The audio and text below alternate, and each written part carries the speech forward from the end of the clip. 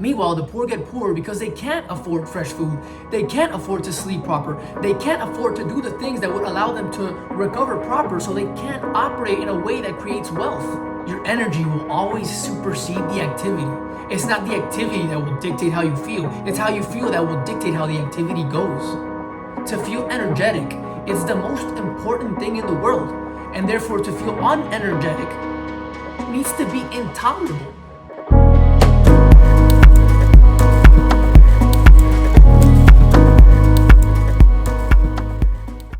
The most undervalued skill is called resting. Undervalued because you are always focusing on how to do more, on how to work harder, on how to be more efficient, how to feel more motivated. You're just focused on the output side of the equation without any regard to the input, what allows you to work in the first place. What if you reverse engineered the process? What if you made sure that you recovered first and then focused on performing? Because work and rest are like yin and yang in the fact that they are inseparable. We work so we can rest, and we rest so we can work. When you rest enough and proper, there comes a point in time where all that energy gets accumulated and now feels contained, and it now feels right to release it again.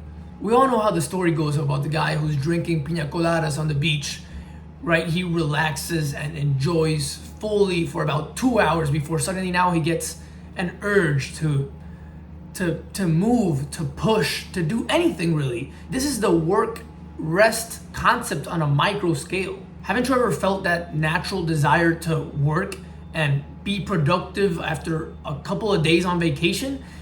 This is the whole point, to reach that level of recoveredness to the point where your body will naturally feel the urge to start working again. If you take care of the rest portion of the equation, the output, the motivation, the discipline, it'll take care on its own.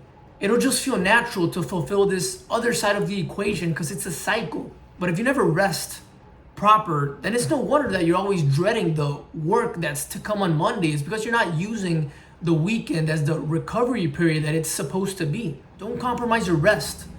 Please understand that life is completely different when you experience it rested versus unrested. If you had the ability to live the same day, same situations, same activities, same people, but the only difference would be that you live it through a rested version and through an unrested version, you would be able to see that this is the only determining factor in whether it's a pleasant experience or not.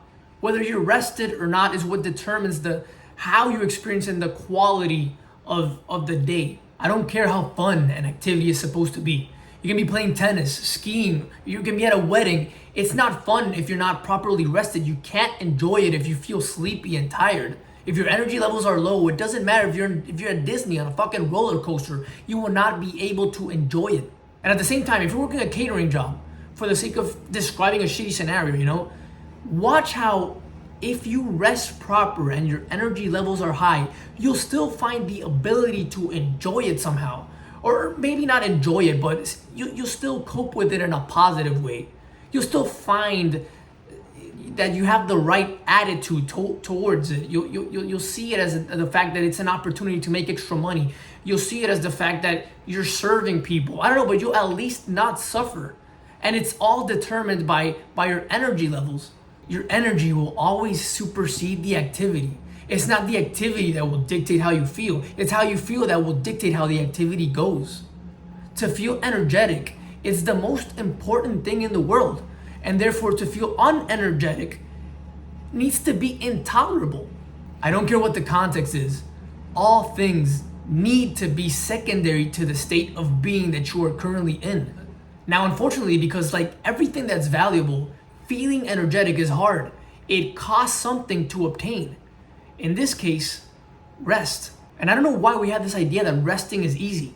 Kind of like resting is just doing what we feel and what we want, and that's how we rest. No, if you actually rest proper, if you try to rest proper, you'll see that it's very hard. It actually requires a lot of discipline.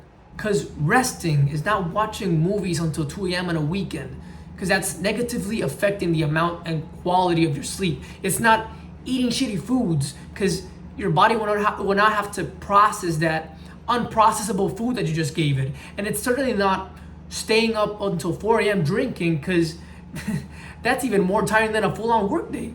And I'm not saying that you shouldn't do these things, but I am saying that when you do them, be aware of the fact that you're not really restoring your energy in doing them. If anything, you're just getting more tired, especially in the last one. For some reason, you've always acted as if going out till 4 a.m. is precisely what you needed to blow off steam and to recover properly. But in real life, it doesn't work that way. It's fun, it's play, but it's not. It requires additional recovery on its own. So what you're finding is that your recovery methods need recovery. So you never get to recover. You're not working hard and playing hard, you're just working. Look at Cristiano Ronaldo, Djokovic, the level of intentionality that they place in the amount of sleep that they get, or the foods that they eat, the activities that they do. That's resting. And it's what allows them to work so hard and perform so well. And I know that in the athlete context, placing so much importance on recovery makes more sense, but still, if you want to feel great always and be, always prepared to work and be at your best, it's the same concept. It's the same thing. You need to place that much importance on your rest, on your recovery. Prioritize rest and your energy levels always. You do not want to interact with the world under a shitty version of yourself whenever you're tired and you're sleepy and you're suboptimal. Whenever you go out and engage with other people and work and you're not feeling well, you're tired and sloppy, you're allowing this tired self to be the one who is producing your outcomes. It's like if your little brother is playing on your Xbox account. He's not really representative of who you truly are. So just like you'll level your account down whenever he's playing, you're allowing your tired self to level your life down whenever he's playing. So limit the amount of time that he gets to play. Whenever you're tired, go rest. If you can, try not to engage with anything until you're recovered again, especially if it's important. Because otherwise, you're just risking letting this suboptimal version of you be the one who's in control. And of course, the biggest caveat to this is if you can. Assuming that you can, assuming that you have the luxury to not have to be doing something or being someplace. Because yes, rest is essential, but I understand that it is a privilege.